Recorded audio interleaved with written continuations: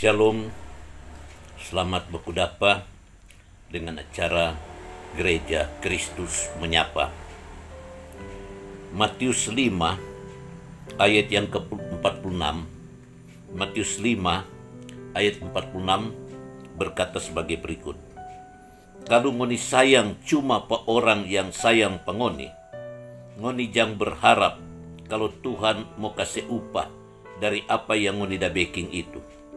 Soalnya enter tu petugas pajak yang orang anggap berdosa, dorang itu ja sayang tu orang yang sayang pada orang. Jang harap mau dapat upah. Mengapa Tuhan Yesus bilang jang harap mau dapat upah? Kalau kehidupan orang percaya, kehidupan para pelayan, kehidupan orang yang memberi diri untuk melayani Tuhan, lalu tidak memiliki kasih yang supranatural, kalau tidak memiliki kasih agape, kasih sebagaimana orang itu ada, maka kita bilang jangan harap mau dapat upah, jangan harap mau dapat pahala di sorga.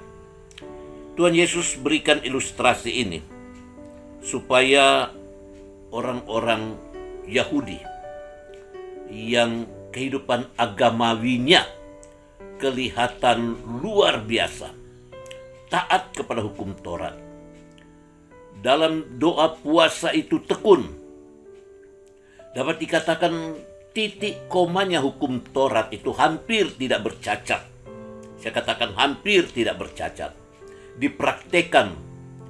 Namun Tuhan Yesus mencela. Apa yang dicela oleh Tuhan Yesus? Hati mengasihi. Karena Tuhan Yesus bilang bahwa kalau kata cuma sayang tu orang yang batamang den torang, tu tamang-tamang. Kong tu orang benci patorang tu nak sayang. Tu orang yang nak sependapat den torang nak sayang.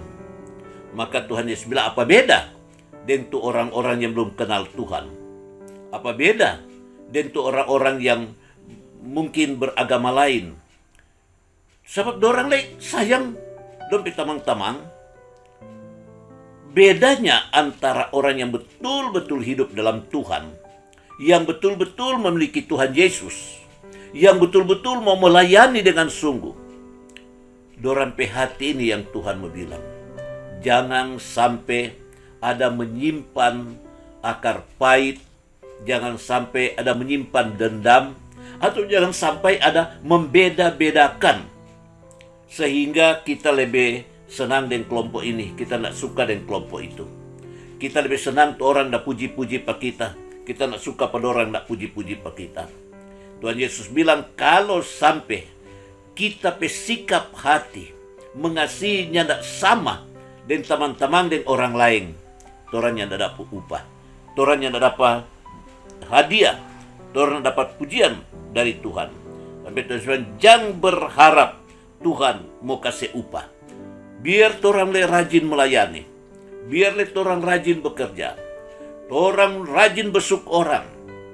Tapi kalau orang nyanak mengasihi orang yang membenci orang, orang yang nak mengasihi orang yang berbeda pendapat dengan orang, maka Tuhan bilang jangan harap ngoni mau dapat upah. Bagus sekali Matius 5 ayat 43 sampai dengan 48 ini torang renungkan. Karena pada ayat ini mengatakan Yesus kasih tahu supaya sayang lei tu musuh-musuh. No kalau tu musuh-musuh le torang mesti sayang. No kenapa torang sesama rekan kerja kon torang nak baku sayang? Kenapa torang sesama pelayan kon torang nyanak baku, ya katakanlah baku peduli atau baku salam, atau dia nak menunjukkan bahwa kita kasih pada Tuhan itu sama dengan kita mau kasih pengoni. Jadi kita nak mau pasang gap karena perbedaan-perbedaan pendapat. Kita nak mau pasang gap karena dia pernah bikin sakit hati pada kita. Ya Tuhan Yesus menerima semua perbuatan orang berdosa dan termasuk orang-orang yang menganggap orang benar, orang suci, ahli-ahli Taurat, orang-orang Farisi, imam-imam kepala, orang-orang beragama. Tetapi Tuhan Yesus bilang, Dora itu seperti kubur berlabur putih, di dalamnya tulang-tulang busuk. Mari jangan kita membiarkan hati kita ini tertutup dengan bahasa kasih dengan orang-orang yang ada di sekitar kita yang tidak sependapat dengan kita, orang-orang di sekitar kita yang mungkin pernah mengecewakan kita. Kita datangi mereka dengan bahasa kasih, karena kita tahu bahwa kalau kita mengasihi mereka, ada upah yang kita dapat di sorga. Ibrani 9 ayat 27 mengatakan, satu kali manusia akan mati, kemudian dihakimi. Penghakiman kepada orang-orang percaya bukan soal neraka. Penghakiman pada orang-orang percaya kepada hamba-hamba Tuhan adalah pemberian mahkota. Dan apakah pada waktu Tuhan memberikan pahala, apakah waktu Tuhan berikan upah, kita mendapatkan upah yang benar, yang murni, tidak ada yang hilang.